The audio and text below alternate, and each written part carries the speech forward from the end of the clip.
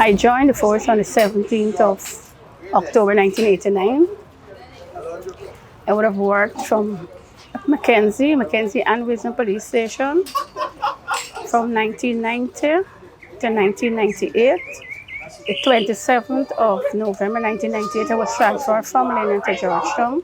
And I worked as a corporal of police at Impact Base, then Brigham Inquiries. And then I went to the court superintendent's office because what happened during my tenure in Lennon in 96, I used to prosecute there. So when I was transferred from Lennon to Georgetown, they had he retired as a superintendent of police, Mr. Jarvis.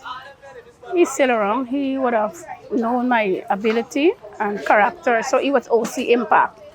And so he asked me, and he wasn't comfortable with me working at Breakdown Inquiry because at that time police used to see like wildfire. You know, when you're handing over, you have to check the links of the chain. Everything got to check piece by piece, bit by bit, vehicle, tire, you name it. And he wasn't comfortable knowing where I came from. And so Mr. Fivehouse, retired assistant commissioner, DSM, he was OC Impact. He was an assistant superintendent of police. And he didn't want to lose me, you know, because he felt, man, this is one of the best SO. I can't go. So within one day, I was transferred 3 times, and the transfers were rescinded within one day. They wanted a female who they felt was strong to go out in the fields, and I was selected. And so I went to East Superintendent's Police Station. I was in 2011. I worked there as the officer in charge, and from there, I went to Alberton to old for Mr. Van Dyden, who I was retired to for 1 month, but I ended up remaining there for 6 months. From there, I went back to Brigham, OC Impact. From OC Impact, I went back to East Superintendents, back to Alberton. There was an incident where I was blamed wrongfully. The truth be told, I was not there. The truth be told, I had no part other than the matter was being reported to me, and the patrol was dispatched, and so I was punished. I was punished. I was transferred with immediate effect from Alberton to the High Court, to CID headquarters, but attached to the High Court, right? I went there, I was a bit frustrated. I wanted to give up, you know, but God kept me. I didn't even know Christ at that time, but he kept me. And I remained there. I recall I went on leave, and on completion of my leave, I was sent back there. And then they sent me to Force Control, as officer in charge of Force Control, as an assistant superintendent.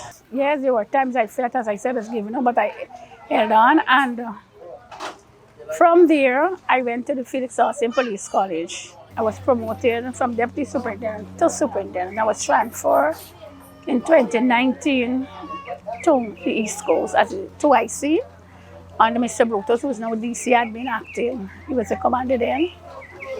And from there, I proceeded on leave. On completion of my leave, when I resumed, I was sent to 4B, that is the East Bank, under then Senior Superintendent Simon. I remained there until 2020 March. I got sick there, so I said, we're encounter Christ, you know. It's something I don't like to remember, but I'm saying it without no fear, you know.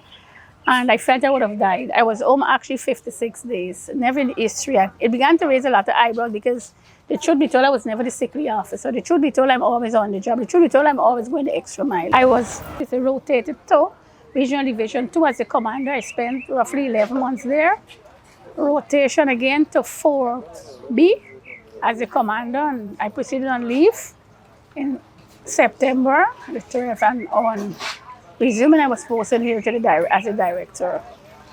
So I had a full stay all over. If I had to do it, I would do it all over again. The thing is, you have to face the challenges, face it, you know. I remember when I was ordering 4B, and a gentleman said to me, why are you running from there? And I said, I don't want to go back there. And he said, you have to face it. He said, if you go to another place and you have a reoccurrence, would you run? You have to face it. And so my advice to the young police, women and men, face the challenges. People may think and see you different, but you have to prove them wrong. You know, always do what you're required to do. Always do your best. Always go the extra mile. Do not allow the negative. There will be negative and positive thoughts. That's the way people think. That's the way people behave. But you always be you and always strive for excellence.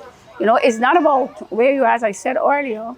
When I joined with nothing. Some people laugh. I said I joined with my boys. So but that is the truth. But that is not where I am today. So you got to be you. And as I said also earlier, is that now compared to when I joined 4 years ago, you have the entire administrative team, the realm of the force supporting people academically. They're actually paying. In my time, I had to pay, but they're paying and it's being backed by the government. So they should strive for that, strive for excellence. Don't be you. Just be you.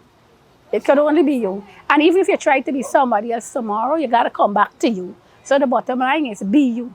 And one of the things I said to God, that I'm going to serve him until I die.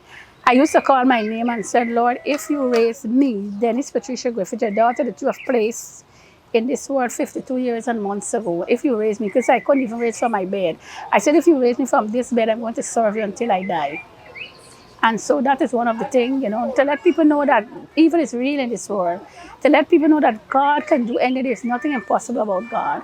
Yes, I would have some vacation time, but ministry.